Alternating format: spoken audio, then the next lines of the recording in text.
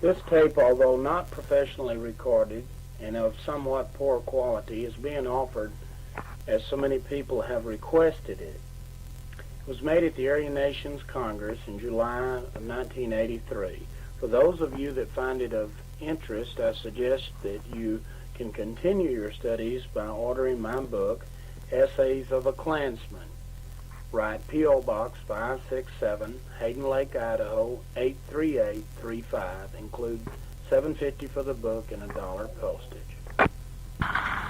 Several people have said that I have an ability to deal with the written word or the spoken word, and that may or may not be true, but there's obviously a consensus among you, or you wouldn't be here, that perhaps I have that ability. Well, I believe in letting the facts speak for themselves. We're going to be talking about today the effective use of the word. Now, there's a lot of ways to fight the enemy.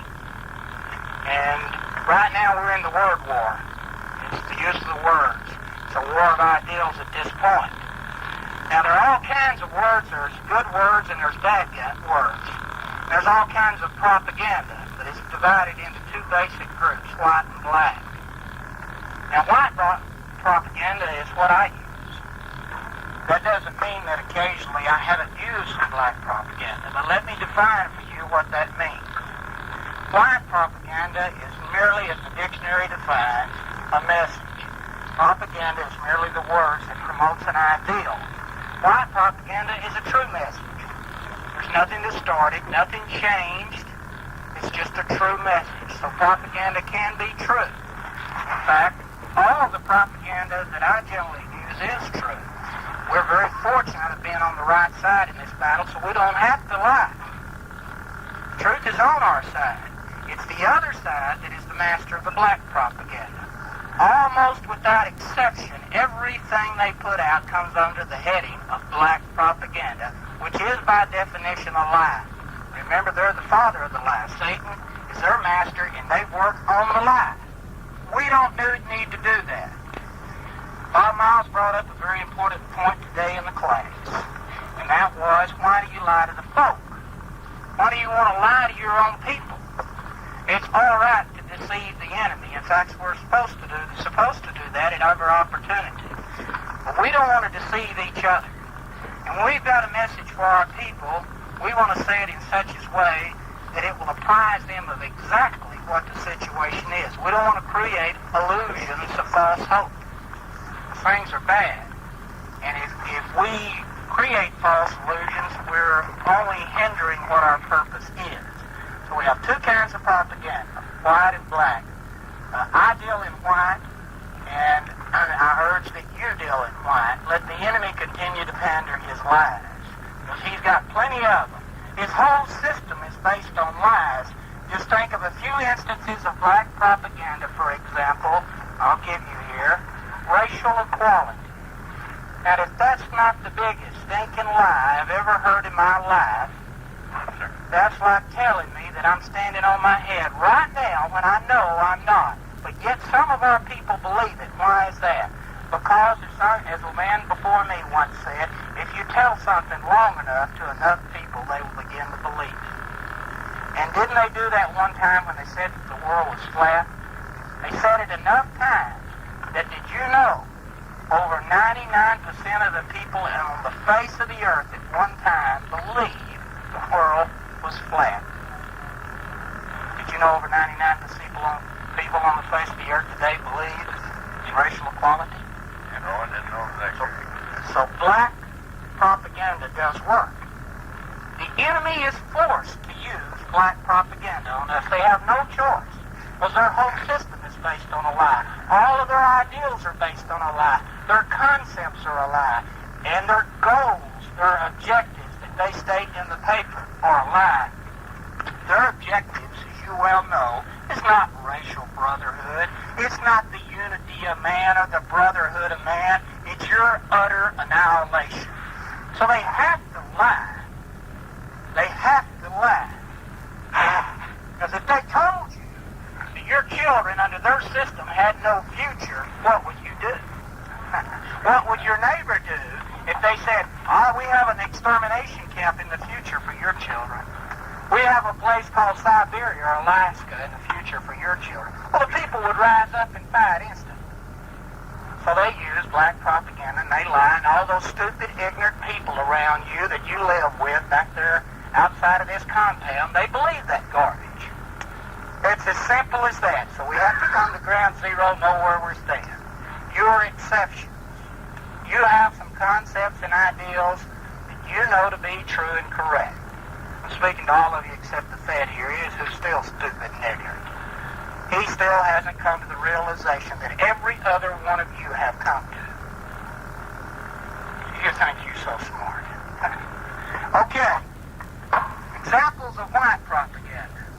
We recently put this together for the meeting over in Spokane. Unfortunately, due to technical error on somebody's fault, humans are fallible.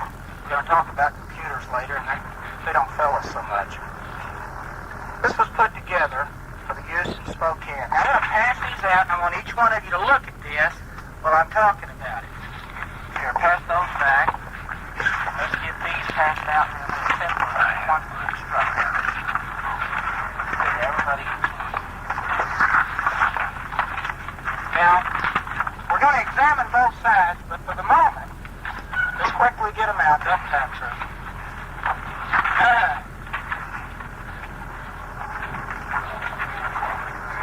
For the moment, we're just going to look at the front side here.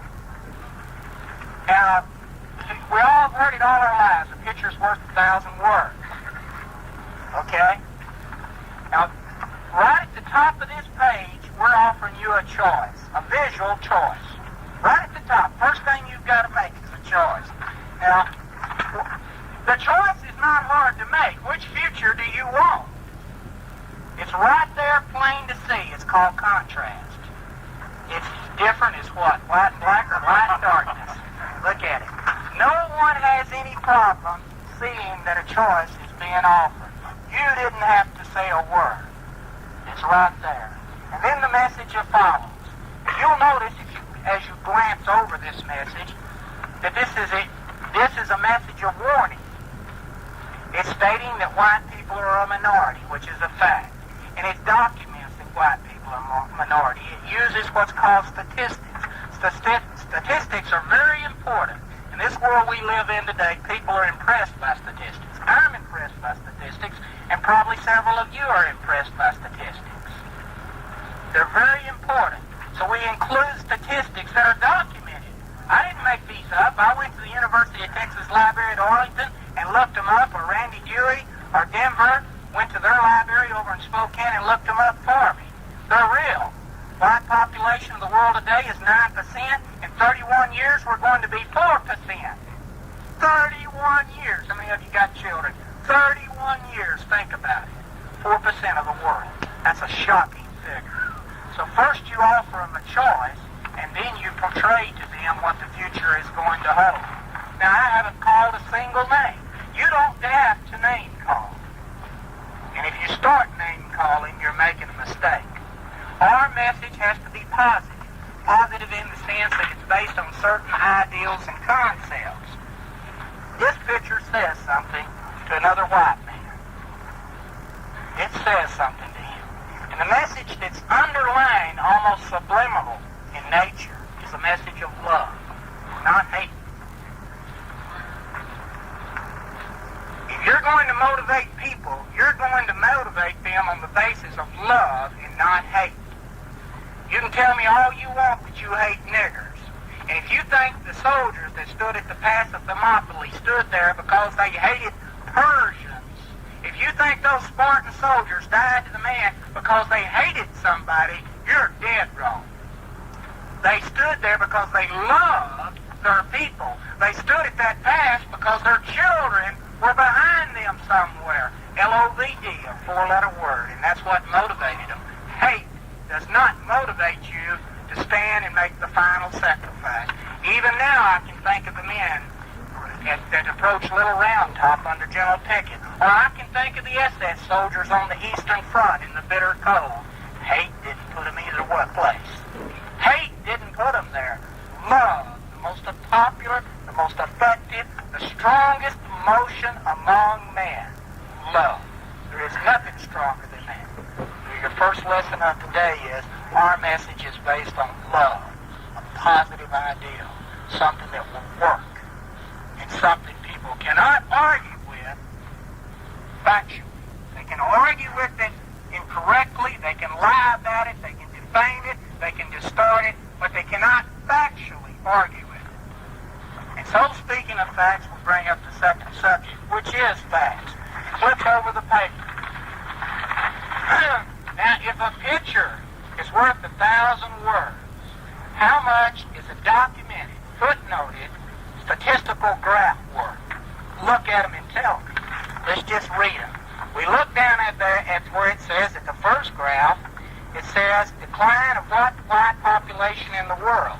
And it shows the non-white population's percentage of world population starting at about 75% and rising, approaching 95% at the year 2014.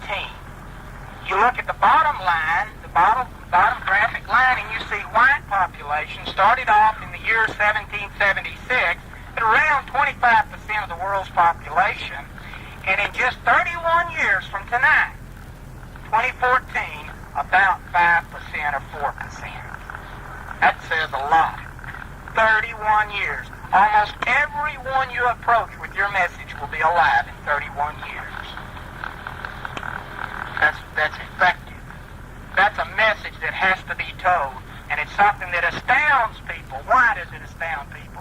Why does it astound them when they find out that they're only 9% of the world's population now, and they're fixing to be 4%? Why does that astound them? Think for a second. What is the black propaganda that's used against you? Minority rights. Minority rights for who? For the majority. But they're never told that. They talk minority, minority, minority, which is a lie. The minority is us. You see, so that's their black propaganda versus your white propaganda. We're the minority. That's white propaganda. The black is that they are. And so our people are conditioned to think of themselves as a majority folk, and it's embedded in their mind.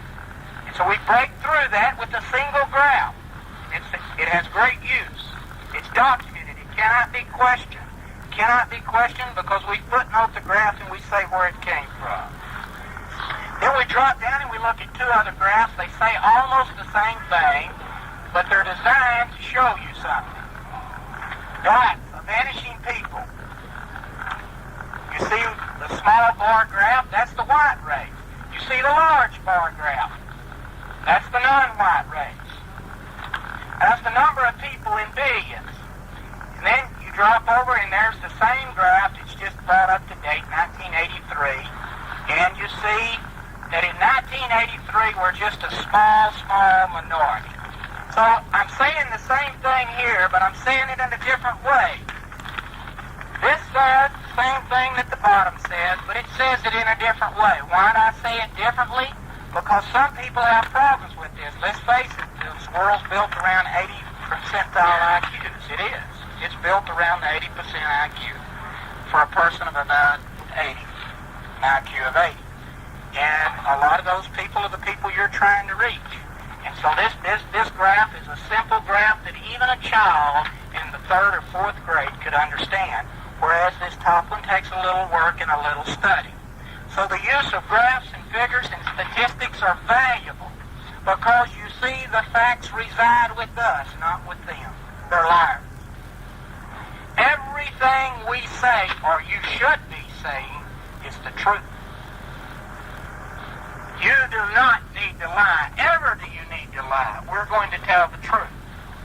I want you to notice that this is neatly laid out, both sides. There are no ink smudges. You can't see my fingerprints anywhere on it or David's mismatched cutting. The ink is not to the side. It was printed instead of being turned or canted 5 degrees to the left or the right. It's all on there. Why is it on there like that? Because I am a professional racist. And anything I do is going to be professional, or I'm not going to have anything to do with it. And if you're working with somebody that's not professional in their conduct, and it doesn't produce professional material, then have nothing to do with it. Because when an intelligent, educated person of our race looks at something that's smeared, wrinkled, and torn up, and and on there sideways, he rejects it without reading a word. Because he is too busy making a living, feeding his family, to look at some garbage that was placed in his hand, or bent, twisted, crumpled up and placed on his windshield of his car. He's not interested. You missed the boat. It has to be professional. So that's why it looks good. That's why it's neat. Professionalism. If you can't put it out right, then you go to somebody that can and you get him to do it. Often the excuse I've heard before from others, well, I felt like I had to get it out, so I put it out anyway. It wasn't ready, but I did it anyway. No. You're not helping us when you do that. We want our best foot forward when we step into these people. We've got a message to tell, and we have to tell it in a professional way. Next thing I want you to look at. I don't know if I brought more people. Quite a few more came than I thought was signed up. I have here some interclan newsletters. We'll give half to this side and half to that. One for each two people, please. And y'all can share them. Pass them back. One for two people.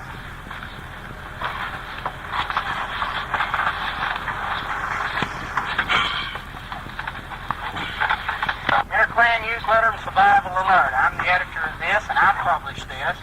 And I got Paul Shelf, Great American Hero, and Robert E. Miles, the Great American Hero, writing articles for it. Now, the first thing when you see when you look at this,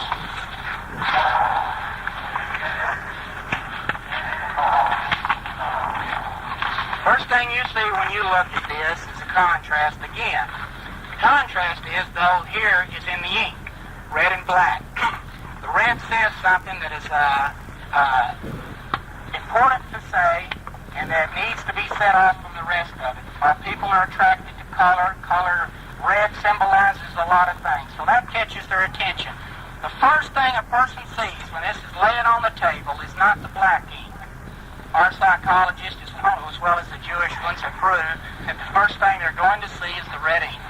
That is the first thing they're going to read.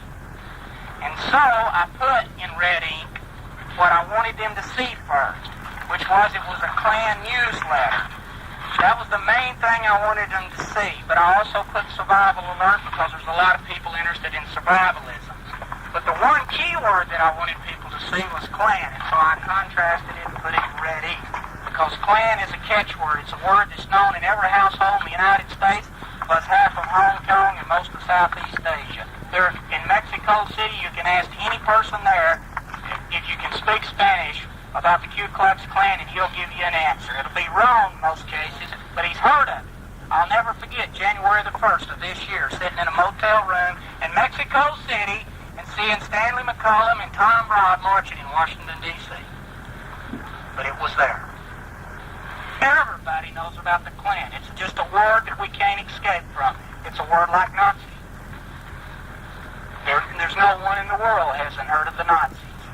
That is a word that, so the principle I'm speaking of here is picking a word, some word or sentence or expression like death to every foe and traitor.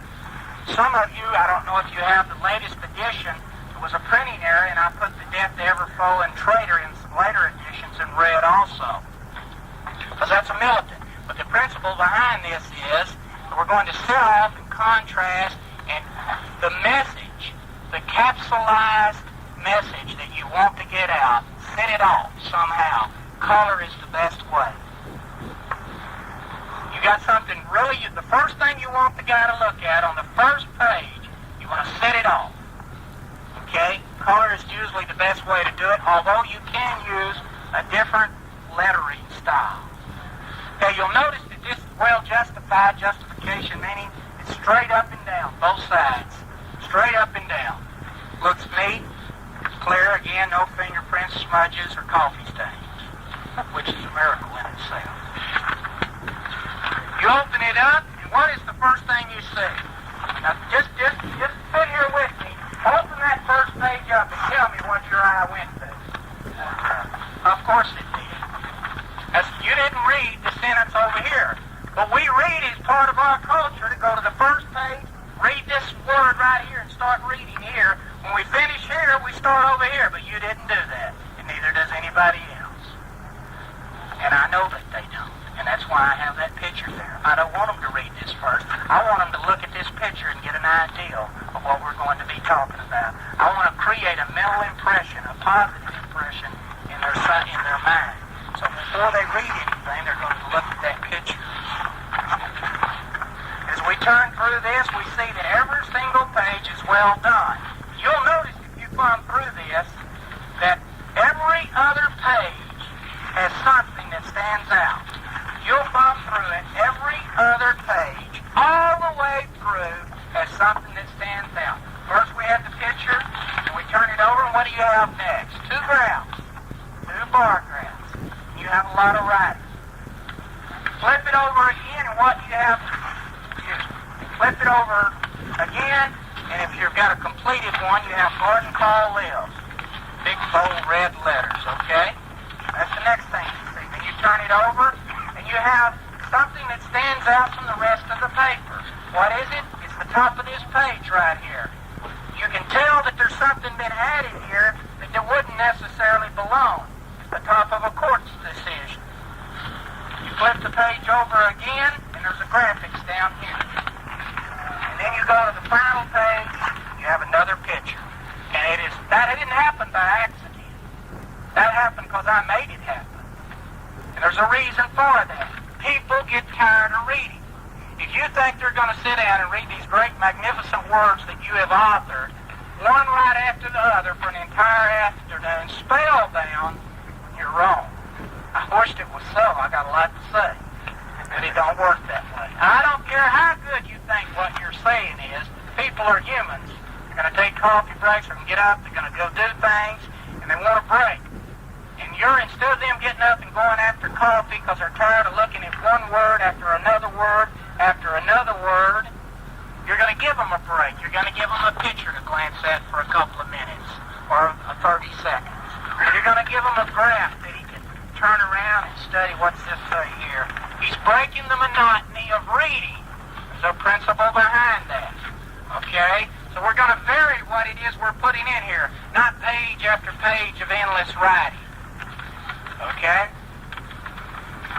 So, that's well put together. It's all thought out and planned. But what's most important about something, if it was just neatly put together, and if it was just well thought out with the contrast of the ink and the few pictures in there, and it didn't have any content that was worth a dang, it wouldn't matter. All of the other wouldn't matter.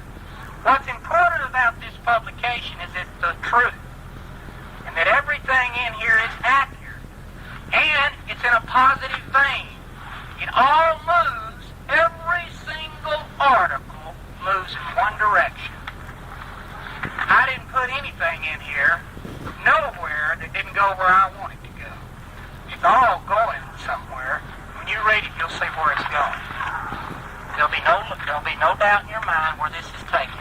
It may just be 2 or 3 sentences somewhere in the article, but it's going to repeat something that was said earlier. A central theme is in here. And that theme is carried forward all the way through. That's called unity of purpose. You have to have it. If you bounce around like a ball off the wall from place to place, they never pick up what it is you're trying to say to them. They just can't pick it up. You have to say it once, then you say it again, and then you say it a third time. Over and over and over again. Because if it's true that you can repeat a lie often enough and people will believe it, how much more true is it if you say the truth often enough, people will believe it? So that's why you have a central theme. You decide on what your purpose, your ideal is that you're going to promote. You make it up in your mind, and when you start creating your propaganda, you go forward with that. Now the theme of this particular paper, since you don't have time to read it right now, the whole theme of this paper is directed against the federal government. That we're going to have a nation. But this is designed to convince Klansmen that the government in Washington, D.C. is not their government. That the government doesn't represent them. And so that was the theme of this. Now, this was done on a computer, a QX10 computer. While I'm talking, I'm going to pass, again, I have just one of each. I pass these around. Okay? Don't pass them around, just glance at them, look it over. This is the latest technology available, created by Aryan minds over in Silicon Valley in California. It costs $3,000 for the basic unit plus the printer, which is about $350. For right now, for the moment, that is the best computer on the market for our needs. You can do your mailing list, you can do your justification, word processing, you can mail out all of your letters, your name files, your membership files. It comes with everything you need to do all of that. You don't have to buy anything else. It's all in this computer. Plus, you can connect into the same data banks that the government draws on to get their information. The very same data banks that they use to write reports about nuclear war or about population growth in cities and other things, you can tap right into those data banks, bring the information up on your screen, and display it. Right up on your screen. Where do you get that? Questions will be at the end of the class, sir. Okay. So, QX10 made by Epson Computer Company. It's the Aryans invented it, the Japs are making it. Buy it, it's good. $3,000. You couldn't make a better investment. Look, the government is using this against you. They're using these computers against you, and most of you are typing away on 20-year-old typewriters. You say, well, Lewis, you're well off. You got lots of money. You go buy you a computer. My mother's on Social Security, and I borrowed the money to buy it. That's how I got mine. How are you going to get yours? Take cash for it. Amen. Put it to work. You find some people that can. So now this is what we're talking about. Each one of us, we have to have the best. Put this technology at your disposal. Our people have invented this for our use. To allow the enemy, those you oppose, access to this while you deny it to yourself for other reasons is foolishness. Why do we let them have it and we can't? It's time to do away. Even if you had to sell 2 or 3 guns, you should do it. Because if you got 2 or 3, then you've got 4. The smoke damage and the area. Whatever you had to do, you should get one. There's another point in this computer. This computer will talk to any other computer of a like mind or a different mind through a thing called a modem. And that modem will connect you with any other Klansman or Aryan racist in the country, and you can transfer messages back and forth. No, you can't send Dick Tracy codes, because if you can make a code, the feds can break it. But it's the convenience. You can tell that computer to wake up at 1 o'clock in the morning and send a 20-page letter to a friend. And next morning at 8 o'clock, while he's drinking his coffee, he turns on his computer, brings the screen up, and there's your letter. And you sent that entire 20-page letter in less than 3 minutes. 3 minutes computer time. The minimum the phone company can charge you, you'll use less than that time on that line. That's just a brief description of what these computers can do for you. We have to have them, people. Throw that stinking 20-year-old black typewriter out and get you something new. Okay, next thing up. Also created on that same computer. Latest edition of Our Nation. Pass these out right quick. Pass them back. One about every 2 or 3 people. Again, a lot of people showed up that I was not expecting. Okay. Picture on the cover. A couple of colors of ink. Not too much said. But an impression is created. An impression, people want to open it up and see what's on the inside. Now, I only edited this. I didn't put this together. I served as an editor and aided in the computer room, selecting some of the articles that went into it. It says a lot of different things. All I'm going to use this as an example for is that it looks real neat, clean. Look at those columns.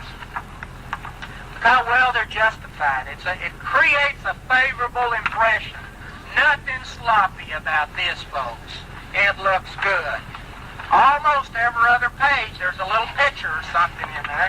You'll see them all the way in there. Again, all that black ink, all those great prolific words that came from your hand, you got to break them up. You got to break them up, give them something to look at. You'll notice something about this. A lot of things that was in the Interclan newsletter is also appearing in this, and it'll be appearing in other things, because they're good articles, they're well thought out. And the things that we do that are good, they're good for everybody. The I create something and it's good and you want to use it, you use it. But I guarantee you, if you do something that's good and it's going to help provide a future for my children, I'm using it. You got carte blanche to use mine. Okay, so you go all the way through it. Normally it is a courtesy within the movement. For those of you that don't know, if we use someone else's material, we do put a notation of who we got it from. That is a courtesy we owe each other. I do it, of course you'll do it too, being gentlemen and ladies. All right, we're going to go back now to the theory of propaganda.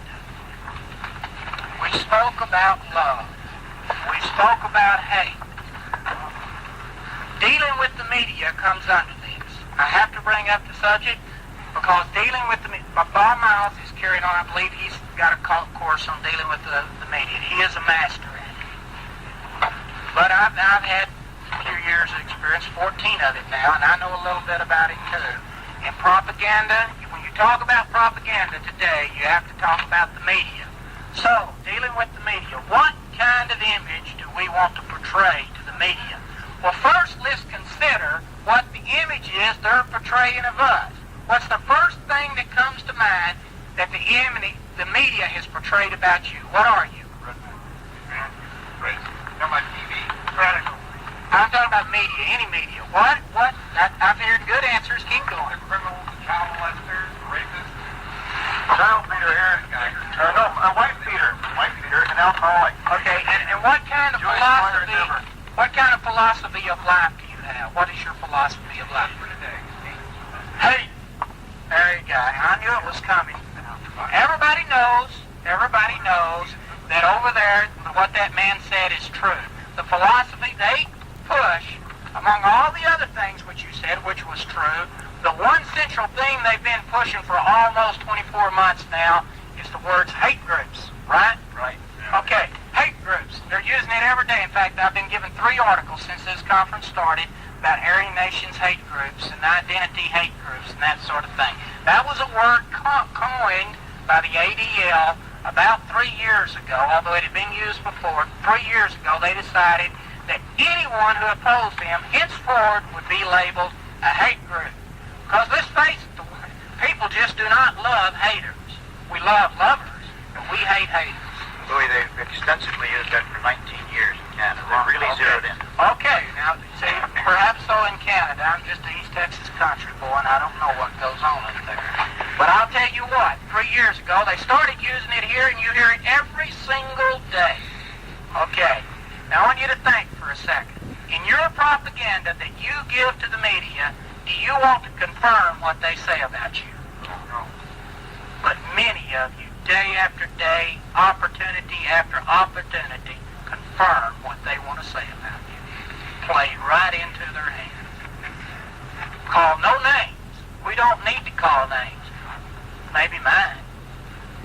For years, not for long years, but when I was first starting out, listen, there's no Klan schools. This is maybe we're having a school right here of types, but I never got to go to one, and I had to learn. It took a lot of thought and reflection on my part.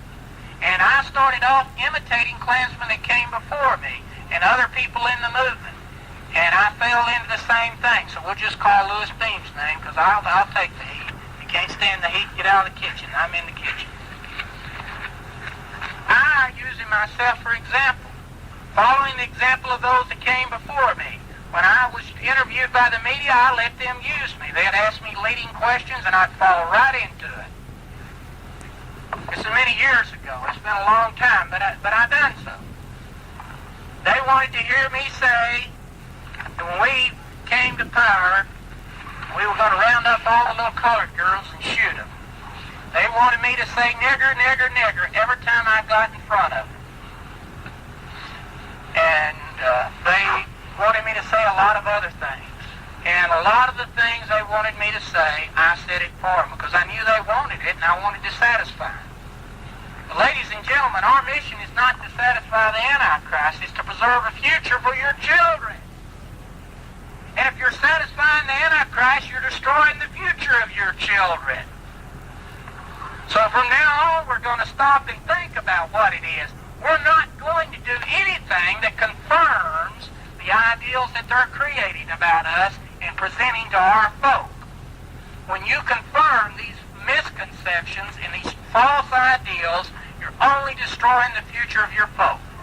I'll be honest, I know there's some haters among us. They used to come in the Klan bookstore in Houston all the time and tell me they wanted to join the Klan because they hate niggers too.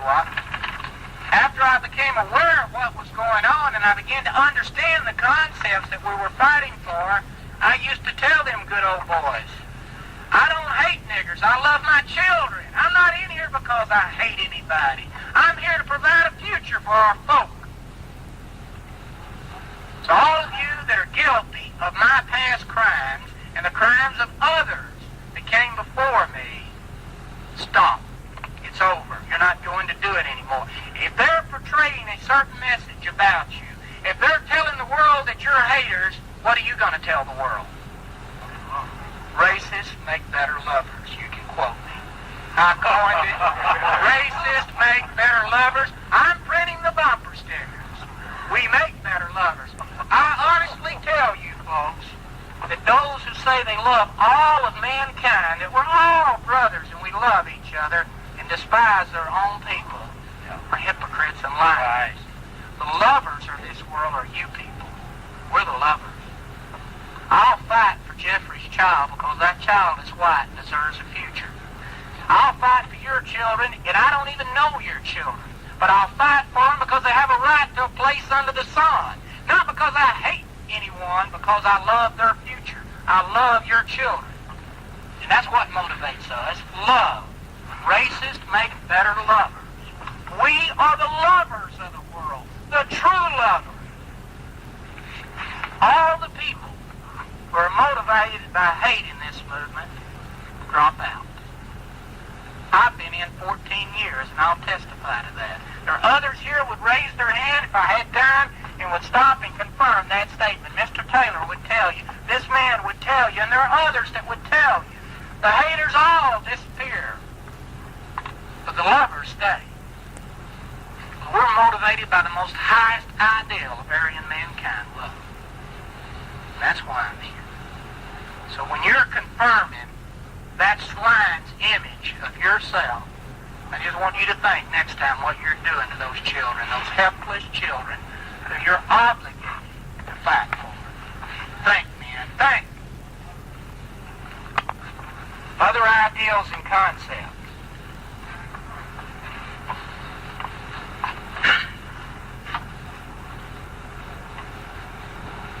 Very important.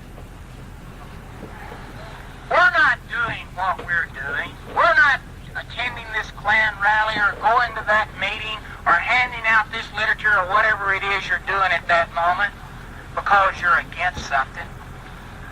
No. Every time you get interviewed, a lot of you, all of us, we used to do it. They ask, well, you're opposed to this, you're opposed to that. What else is it you don't like? All of you did interviews. If you did any interviews, if you've done them like I have, it makes me sick. I hear it so often. What else are you opposed to? Now, y'all are opposed to them. I'm just these reporters. And in Texas, reporters do say y'all. Okay, y'all don't like this, and y'all don't like this. And, well, no, we don't like that, and we don't like this. You follow along. He's leading you like Mary had a little lamb right to the slaughter. You're going to tell him everything you're against, and when the interview's over and it's printed in the paper, there's a whole page of everything you're against and not a single thing that you were for. That's what happens. Don't deny it. Nobody can truthfully shake their head. That's what happens. I know. Now, what are you going to do to prevent that? Instead of enumerating one by one in graphic detail what you're going to do to the little colored children, or to the old men, or to the Vietnamese, why don't you tell them the opposite of that, which is what you're for? What is it you're going? Why are you here? What is it you're going to do for your people? What is it you want to do for your children's future? When they ask me, what are you going to do when you take over?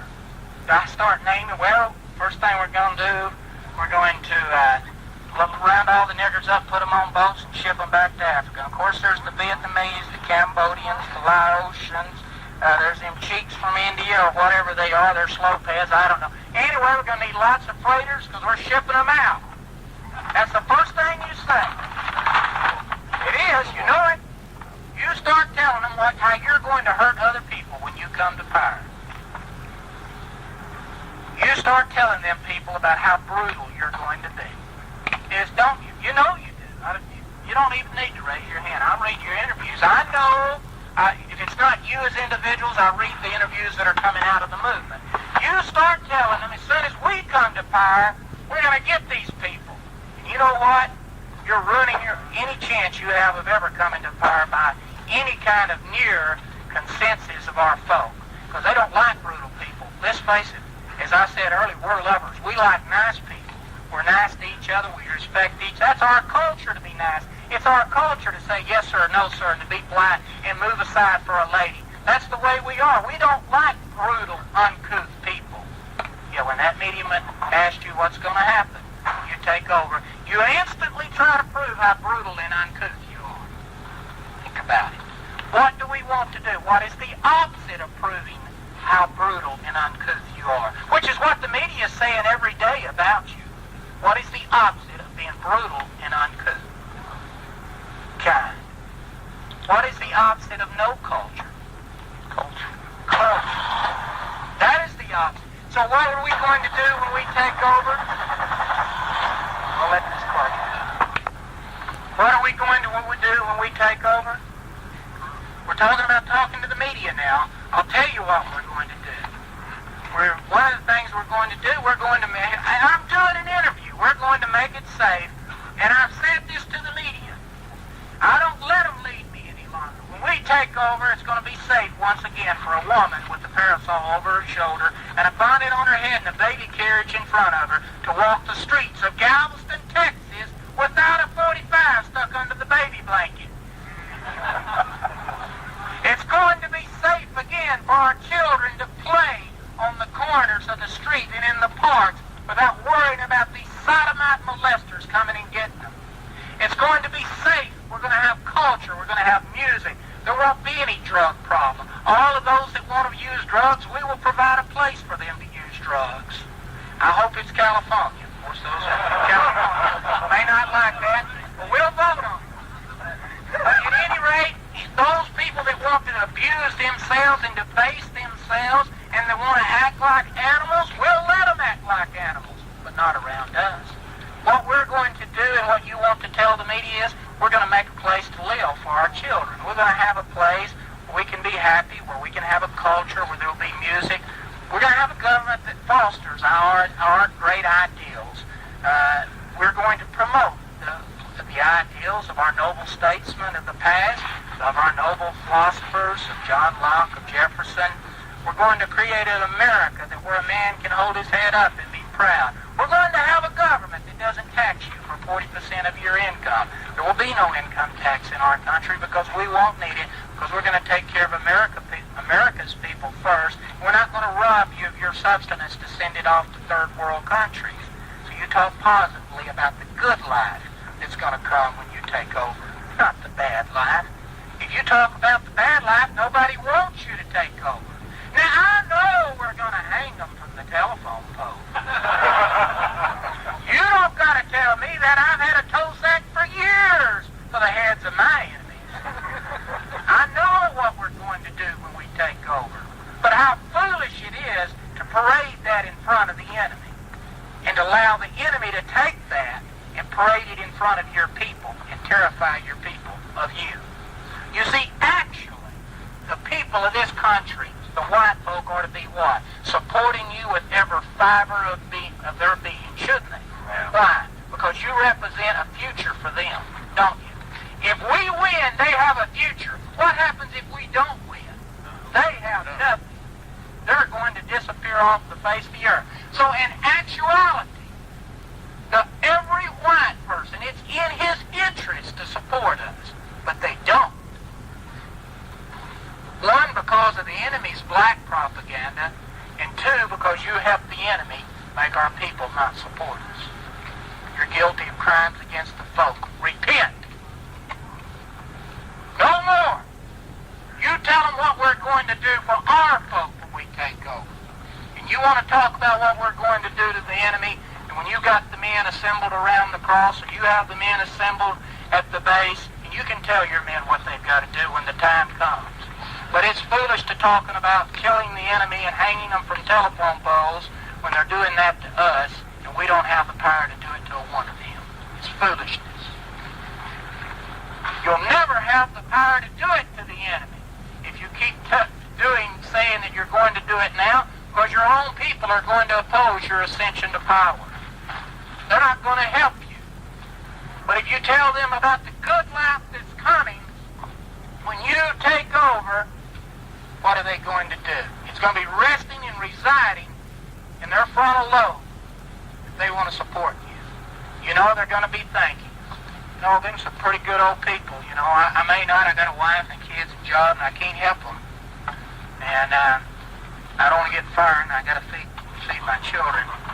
But he's thinking, and he's reading about all these good things that maybe some no income tax. Boy, he loves that. 40% he's like a serf, a peasant on some manor in the Middle Ages, except he has to pay 14 times what the serfs and the peasants pay. They call that the Dark Ages. What is it today? He's thinking, you know, no income tax. Gee, that means my salary increases by 40%. My children won't be bused to black ghettos. See, I like that idea because, you know, little Johnny was killed not too long ago in that busing. And he won't help you. Maybe he won't help you now because he's basically a coward. He's basically afraid. But at some point, when it comes time to choose a winner and it looks like you're winning in the arms struggle, who's he going to side with? Those that promised him a brighter future. Then he'll get a little bit braver. When you're a loser, he's not interested in helping you, but people don't like to help the loser. Let's face it, as the man said earlier, we're rebels. We're strong. We're stouter than the average man. You bet you're stout. You bet you're strong. Look what you're called every day of your life by the media for being here because you love. They don't tell people that you love. They say you're haters. But when the time comes to choose a winner, and because of the strength of our men folk, we start to win in the country. If you've said the right things before then, if you've laid the ground, if you've furrowed it, and you've planted the seed, when he gets ready to choose a winner and it looks like it can go either way, he'll come with you. He'll come with you because you promised him a future. And he already knows about the vile life he's having to live in now. He knows what's wrong now, and he wants to do something about it, but he's afraid to. Very important. From now on, you're not going to confirm the enemy's ideals. You're not going to confirm every bad and miserable thing they've called you. It's like them calling you polecats, and you run up to the camera, I'm a polecat, to confirm what the media man wanted to call you, or has. We're not going to confirm it. We're going to present a positive message. No longer will we talk foolishly about what we're going to do to them when we take over, when we don't even have the power to put one true patriotic Christian in the government of the United States. We can't even put a single one true one in the office, and you want to talk about shipping millions away. You can't. You're going to ship millions to Africa, and you can't ship one to Washington. Do you realize how ridiculous that is, folks? We have to be honest. And secondly, you have to portray a positive message. So we're going to work, we're laying seeds, we're planting a seed that's going to sprout in the future. And that seed is that when we take over, you're going to have a better life. Number 3, very important. These guys from the media are all professionals when they interview you. You have a message, white propaganda, that you want to get out. He has a job to do, and he knows that his job depends upon lying. If he fails to lie a single time, he will lose his job. One time he tells the truth, he's out the door. I knew one that did tell the truth one time, and he was out the door the next day. One man, he was only one brave enough, so that tells you something about newspaper reporters. Out of the literally hundreds I've done interviews with, I met one that was brave, and he got fired. His job depends on distorting the information that you're going to give him. His job depends on distortion. He's going to take what you tell him, And he is going to change that as much as possible, keeping with the basics that you gave him, and he's going to distort it and make it into something bad. Okay? Now his wife's car payment depends on doing that. The clothes for his child depends on doing that. I'm stressing this. I want you to know how important it is. He has to take what you give him. He must distort it before it hits the sheets of the paper. So when you start with a negative, bad, horrible, terrible message to begin with, you only make his job easy. When you start off by telling him that you're going to hang everybody in the country except you and your next door neighbor, how much easier do you make his job? Now how do we avoid that? Knowing that their very existence, his paycheck depends on distortion, you're going to have to present the very best possible message. You're only going to say a limited number of positive things. You're not going to talk hate, you're going to talk love. And you start off with love, culture, posterity, freedom, liberty, honor, and duty. And he will change that into something less than that, but it'll still come across well. Well. I didn't say good. I chose my word well. It'll start off with a high plane of ideals that appeal to our people, and it end up only coming across well. Won't hurt us none. Maybe not, it'll do us a little good.